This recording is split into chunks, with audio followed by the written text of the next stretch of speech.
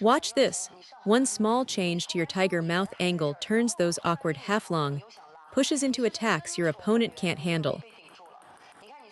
Hi everyone, I'm Xiao Han. Today we're tackling a problem almost every amateur player struggles with. You're stuck in a push rally, you finally spot a chance to attack, but when you try to loop, your success rate is terrible. Let's break down why.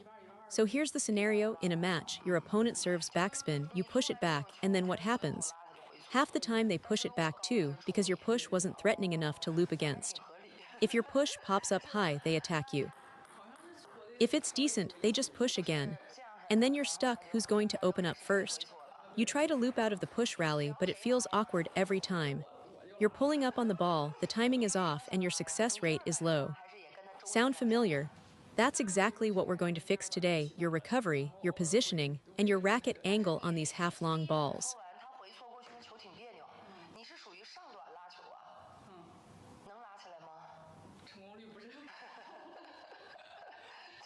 Next, let me walk you through what's going wrong in the push rally itself.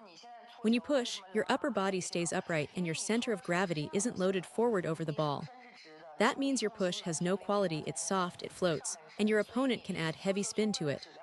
If you chop aggressively at the ball, a real committed long push, and then I try to add backspin, I'll dump it into the net. But if your push is passive, just guiding the ball, I can load up the spin easily.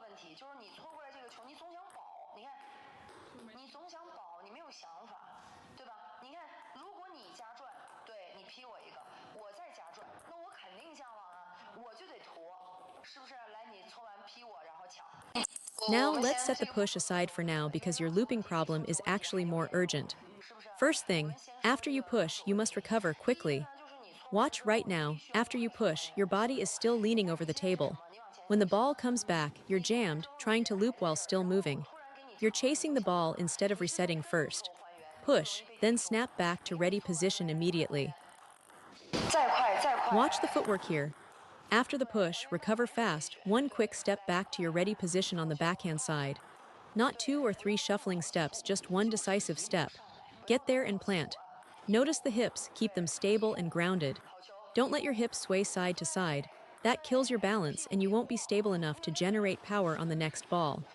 Feel your weight settle into your legs, glutes engaged, core steady. The key checkpoint: as soon as your push leaves the racket, your feet should already be moving you back to position. By the time the ball crosses the net and comes back, you're already set, weight balanced, racket in a neutral ready stance.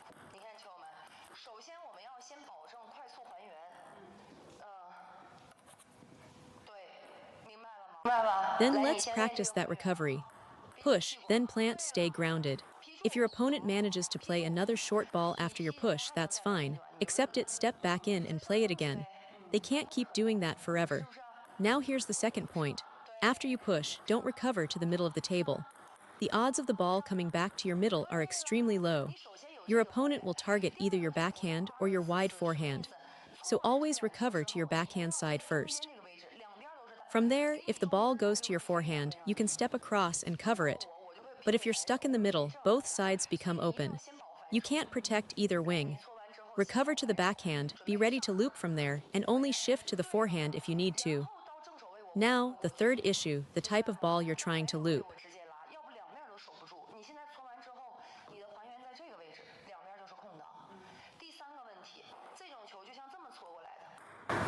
Watch the balls I'm pushing over and notice what they have in common. Look carefully at where they land on the table. Every single one of these pushed balls, because we're in a push rally and neither player is attacking aggressively, they don't reach the baseline. They land in front of the baseline, right in that half-long zone. After the bounce, the ball barely drifts past the end of the table. It doesn't shoot forward with pace. It's like a half-long serve.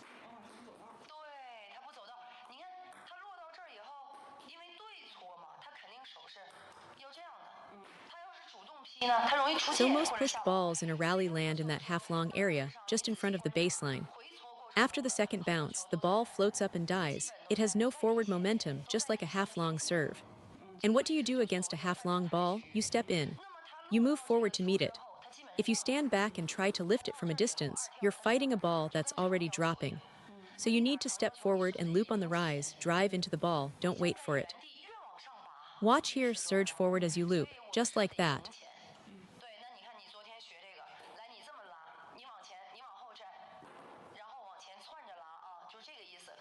After that, watch the demonstration here. I step forward and loop into the ball, meeting it early, driving through the contact point. The key is to press forward, don't hang back. Even though the ball looks like it has length, it actually dies quickly after the bounce. So commit to moving in. Don't be afraid of hitting the net. If you hold back, you'll end up scooping under the ball and lifting it high with no pace. Step in, stay compact, and punch through.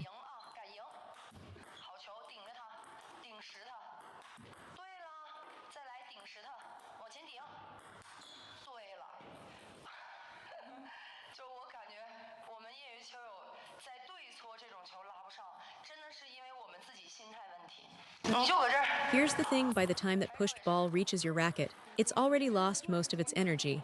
It's dropping, it's soft. If you try to lift it with an upward swing, you'll get a high arc but no depth, the ball dies short. You have to drive forward through the ball. If you go into the net, that's fine, just adjust your friction angle slightly more open and keep pressing forward. Be bold, commit to punching through it.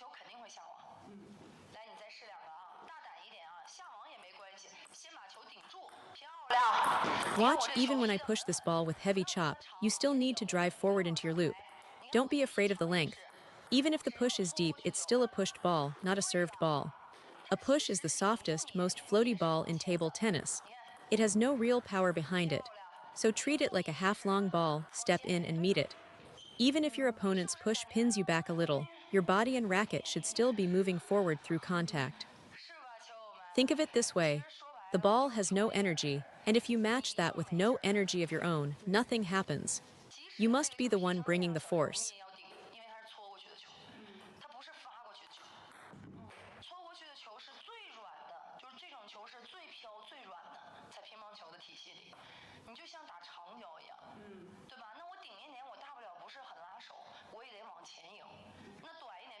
Moving on, watch as my partner feeds balls to the full table. The key here is timing, don't wait for the ball to drop. If you contact it late, after it's already falling, you can't just blast forward. At that point, you must generate friction, brush up through the ball to create spin, then press forward. Close the racket face after contact to keep the ball on the table.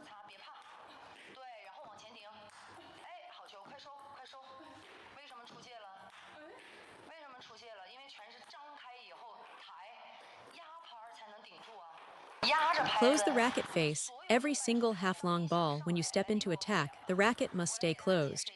Why? Because the distance is short. You're right on top of the table. If you open the racket face as you move forward, you lose all control, the ball flies off. So keep it closed. Now here's the specific cue. Point your tiger mouth forward. The web of your hand between thumb and index finger that faces forward toward the net.